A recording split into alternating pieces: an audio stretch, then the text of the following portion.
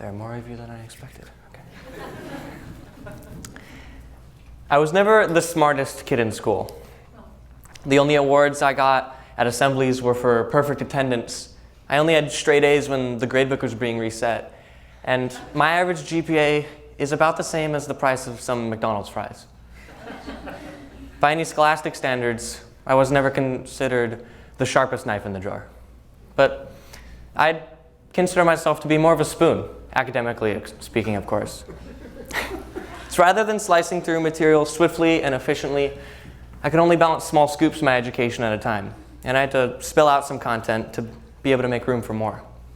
I was one of those other kids, you know, the ones whose mom would treat them to ice cream to celebrate the C- that they had gotten on their math final, which, mind you, I had worked very hard for. I came from a family of artists, and we tend to be gifted with many skills that aren't necessarily, let's say, relevant in most traditional school settings. My parents tended to say that my brother and I got the double art gene from both of them. But as I started into later school years, I began to wonder if maybe my supposed double gift was shaping more and more into a double handicap in my classes. No matter how hard I tried, how long I stayed up at night or through the morning doing homework, or how rigorously I studied, most times I just couldn't seem to get it. Science cluttered my mind with terms and definitions that I only half understood, and mathematics left me in utter and hopeless confusion every time, leaving me always trying to catch up while the rest of my class moved ahead in their studies. And not much has changed, frankly. I've always seemed to just be 2 steps behind. It's like I've been trying to follow my classmates through a maze, only to realize now that my map has been upside down this entire time, or that maybe they were the only ones given maps in the first place. As I moved on and into higher grades, my academic record only started producing lower scores. And I blame myself for it. I started to become more and more resigned to the mindset that I was intellectually incapable. For many of you, this might be a common struggle that you may have identified with at some point. And like you, I thought that I was alone. I believed I was the only one having an issue integrating with the education I was being given, and that I just wasn't smart enough to be able to grasp the concepts that came so easily to my peers. The truth is, I'm not alone, I'm not lost, and neither are any of you. What has happened is that the world's model of education has lost its way, and it's in dire need of a change of pace to be able to get back on the right track. That is why I believe that the creative mindset is as important in our education as the intellectual, and it should be treated as such. Only then can the academic hierarchy appropriately accommodate every student to succeed in the paths of life that they have been given the gifts to pursue. Now, most schools today are catered toward the logical, the numerically sound, and the linear. They function on the factual and strive towards flooding the brain with lectures and copious notes so that students can engulf large quantities of information to take tests efficiently with relatively decent scores, regurgitating information, and then instantly forgetting it to clear space for new content. Now, I know for any teachers or school staff listening, some mental barriers may have just gone up in front of you. That's fine. Build those walls if you'd like. I'm glad to see that the imagination still governs parts of your minds. One thing I will say about this mass flooding and regurgitation technique that happens in schools today is that it's usually not intentional. But it is, however, an unfortunate side effect of poor academic prioritization. Many schools try to avoid drowning their students in a flood of facts that will just be purged after the next test. But because of the way the system has been built, students have had to sacrifice the knowledge of a subject for the memorization of a mass of information. And look, I'm not trying to pose teachers and staff as the enemy here, nor am I at all saying that there is anything wrong with the teaching of the structured curriculums of the math and sciences. They are very, very important, but they are not sufficient to be able to ensure a well-rounded education that fosters to all areas of a person's capabilities. We've been seeing intellectual value through a very slim keyhole, and it's time to look past it and admit that there is a flaw with this system we've committed to for so long.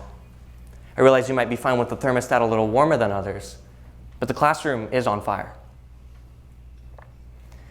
Now, it doesn't take a genius to see that there are some pervasive systemic issues in our education systems. Obviously. However, I do think it takes a crazy person to believe that we can solve them all just by filling in the holes that we can find. Many education systems in the world right now are in a process of repair. We are constantly trying to fix the issues students are having with learning in our schools. And many teachers are actually very good at helping push this academic rehabilitation along. They'll offer time during breaks or after school for struggling students to try and catch up, something that I've benefited from many, many times.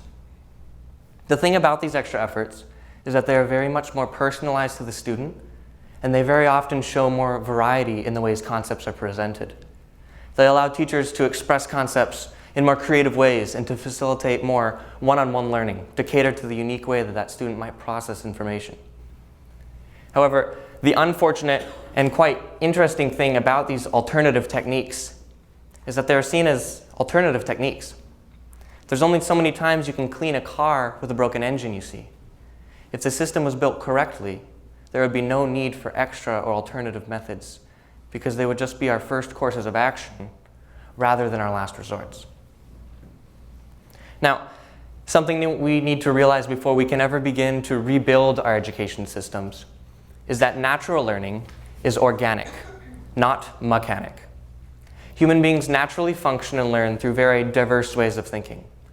We learn through visual example, through music and rhythm. We learn kinesthetically and from our memories and so on.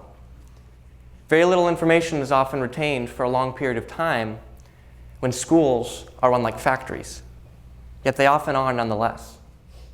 The system of education we use today is one we have stuck with for a very long time.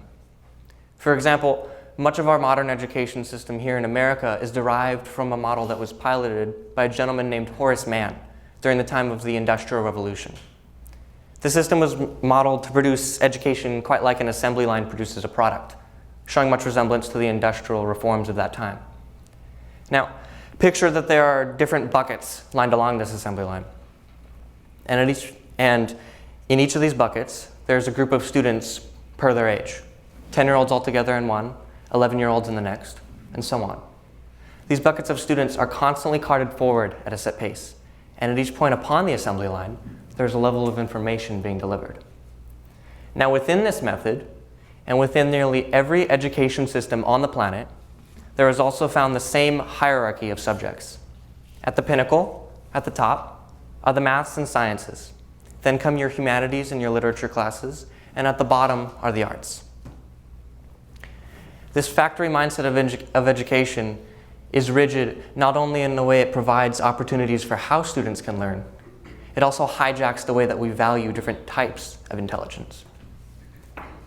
Now, Sir Ken Robinson, a British author, speaker, and international advisor on education in the arts, stated in a TED Talk that if you think of it, the whole system of public education is a protracted process of university entrance. And the consequence is that many highly talented, creative, brilliant people think they're not, because the thing that they were good at school wasn't valued or was actually stigmatized. You see, as our world has progressed to the modern day, our education system is fossilized.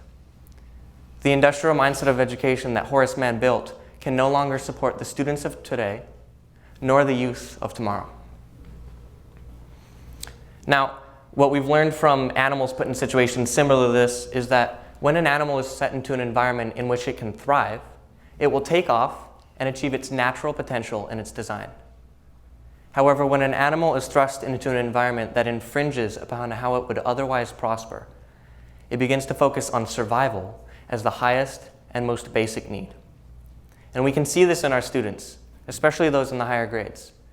In the same way that scientists have found that the use of vaccines can urge certain viral diseases to evolve into more powerful and unaffected pathogens, our students' creative talents and tendencies have been targeted. They have been sought to be cured like an infection upon academic progress. And in response, our students have been left to adapt to survive in their academic environments.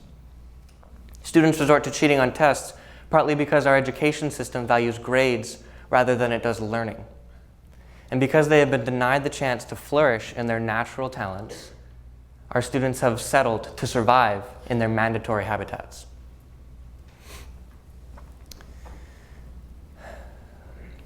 Now, there's a brilliant man that some of you might have heard of at some point in your educations. His name was Albert Einstein. None of you know who that is? No? Oh, one of you. Okay. For the rest of us, Albert Einstein was this brilliant German theoretical physicist who developed the theory of relativity, the evolution of physics, and many, many other contributions to the scientific community that I don't understand whatsoever.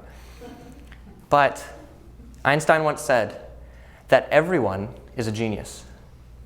But if you judge a fish by its ability to climb a tree, it will live its whole life believing that it's stupid. Applying this to our education systems, and it's abundantly clear how our academic hierarchy has been contorted. The right-brained, creative-minded individuals of this world, as well as children in general, are a lot like fish, because creativity is a lot like water, and for a couple of reasons. One, creativity is fluid. It can take on any form that we set it into. It just depends on the imaginative bounds that we choose to occupy it in, or the restrictions we use to contain it. Two, creativity is contagious. Once it's out there, it's very hard to try and contain it again. It's actually impressive how we have managed to suppress children's creativity. If you were to keep water bottled up in a jar, it could only do so much for us. But if you were to open that jar, it would spill out, and the instant that that water then spills onto you, you're by definition considered wet, and it's awfully hard to try and get dry again. I say this because creativity, like water, once unrestricted, can spread rather uncontrollably and in ways that we could have never, ever predicted. It's just a matter of opening the jar. And three, creativity is essential. Creativity, like water, is a vital resource to sustaining human life itself. Human beings naturally need creativity to live mentally, just as we need water to nourish ourselves physically. It doesn't matter whether you're an artist, a mathematician, an architect, a banker, or a scientist. Human beings naturally need creativity to live. Without it, we're likely to die of thirst.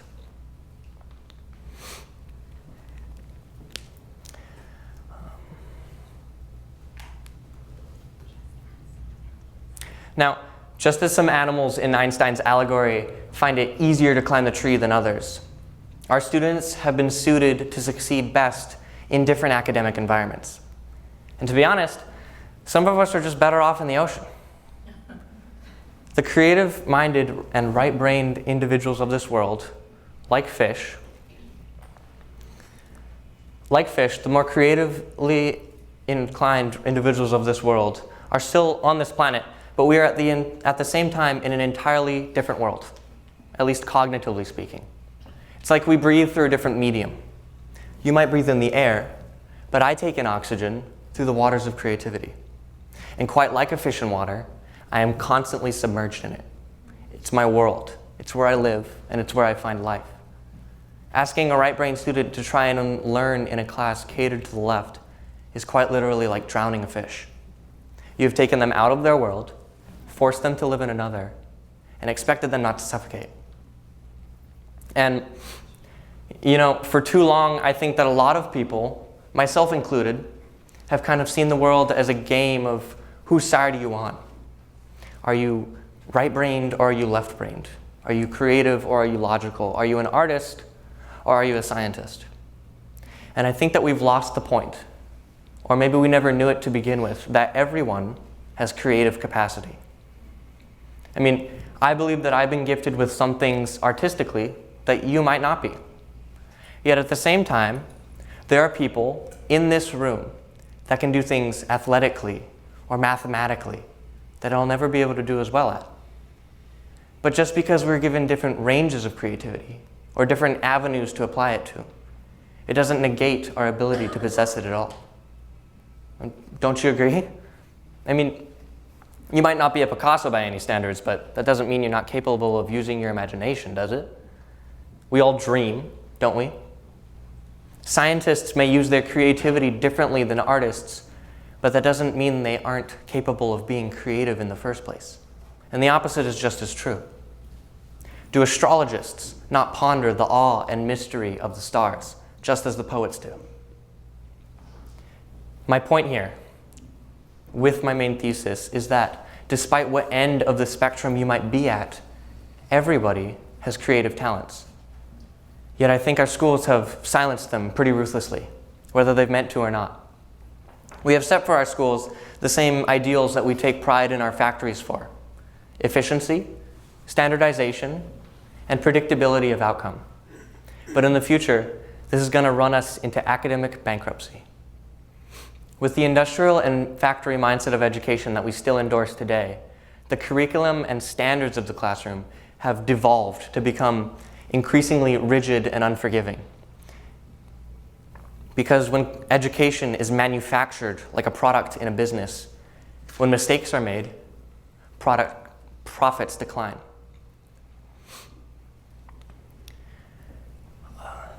As creativity has been pushed out of the classroom, students become increasingly more stigmatized by the idea that mistakes are the worst thing anyone can make. They become increasingly more stigmatized by the idea that the words mistake and failure are somehow synonyms. And failure is then seen as the end of success, rather than as a trial leading towards it.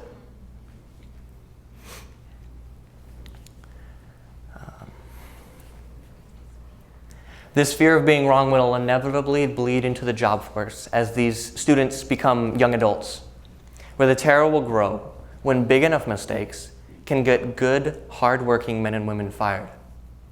And I don't mean to say at all that creativity is the same thing as ignorance or inexperience. But if we are too afraid to make mistakes, we'll never learn from them. And this mindset is one of the many side effects I've tried to talk about that have perforated the way that we view education, as well as the way that we define a successful education. Now, looking at a different side of things, there is the question of whether this push for equality within that curriculum is really feasible.